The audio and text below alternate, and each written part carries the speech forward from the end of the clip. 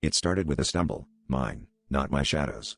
I was crossing the cracked pavement behind the old strip mall at dusk, my shadow stretched long and thin. But when I caught myself and kept walking, I noticed it lagged a step behind, as though it had tripped and was struggling to catch up.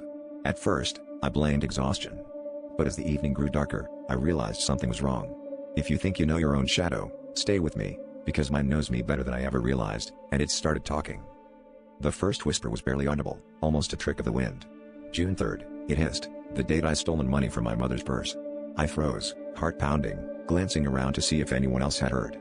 The parking lot was empty, save for the flickering streetlights and my shadow, now hesitating on the pavement like it was thinking. I shook it off, chalking it up to nerves, but every step I took, the whispers grew clearer. My shadow listed secrets I'd buried years ago, things I never confessed to anyone. By the time I reached the bus stop, I couldn't ignore it. My shadow moved with deliberate slowness, its head cocked as if listening to my thoughts. You think you're safe, it murmured, voice low and cold.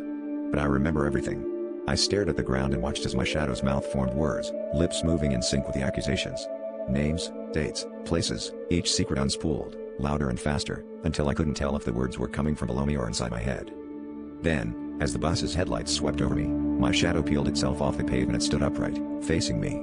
Its eyes reflected the streetlights, hollow and endless.